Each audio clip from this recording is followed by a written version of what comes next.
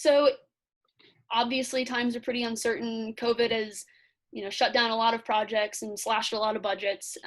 What would you say to communities who are nervous about implementing RNG or other alternative fuels, that think they don't have the budget or don't have the time, or just overall concerned about it? What would you do to encourage them or give them advice or best practices about how to work through those feelings?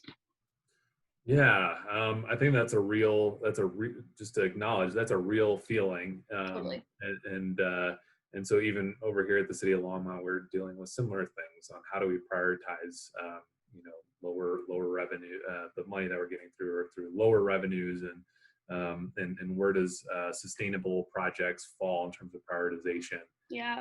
And so there's definitely, a little bit of uncertainty, in the renewable space. Mm-hmm. So there's a number of different incentives that go along with pursuing renewable projects, right? So we talked about some of those with grant funding. Yep.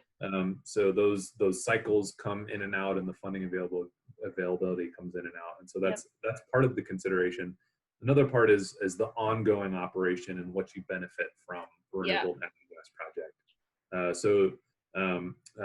I could spend another hour here with you explaining the Renewable Fuel Standard, which is EPA's program that incentivizes long-term RNG production.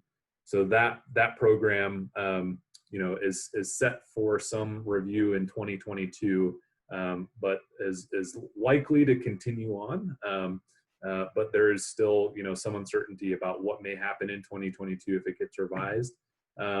But I think the thing that's more comforting is that states are becoming more involved in promoting renewable natural gas and renewables, and you're really seeing that as a strong push here in Colorado. So the Colorado Energy Office has put out a number of studies on renewable natural gas. So they completed a statewide RNG inventory.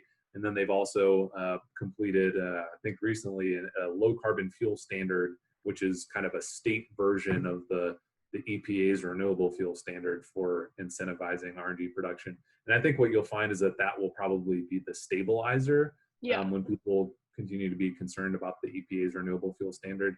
But there may be some statewide RNG mandates that come through that will maybe stabilize that process. Yeah, definitely. So I think just one last question: what's the future for RNG in Longmont and maybe in Colorado? Do you have any more plans to expand? You mentioned that Longmont is growing. Is there what's the future hold for you? Yeah. The future of RNG to me is pretty bright. We're currently using about 70% of our fuel, our RNG production. So that's through our waste services group. So we still have an additional, 30% of that fuel that can be used for other vehicles. We're looking at pursuing maybe some grant opportunities to add another fueling position or a fast fuel spot for other city vehicles. Might not be public facing in the short term, but could be public facing in the long term. Wow.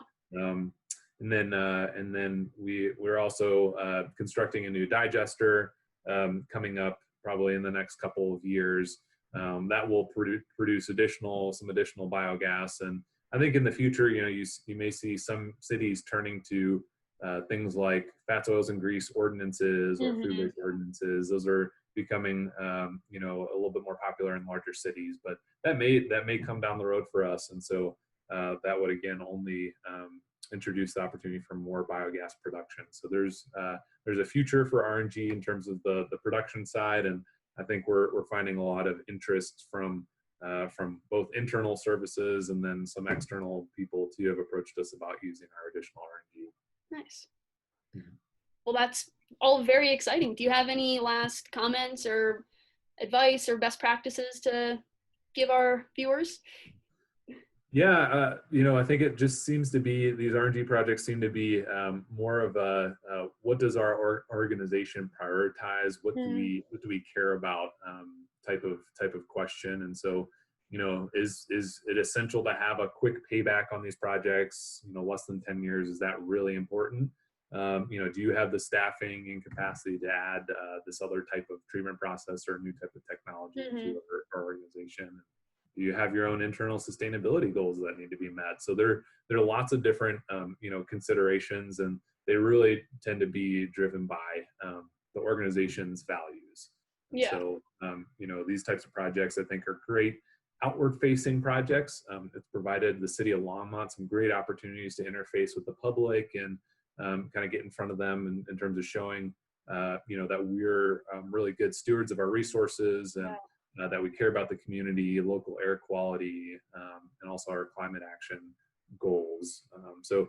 It has provided, I think, a lot of benefit to us in ways that we didn't realize beyond monetary. And so I would just say for other organizations out there, really consider not only the financial components, but maybe your organizational values as well.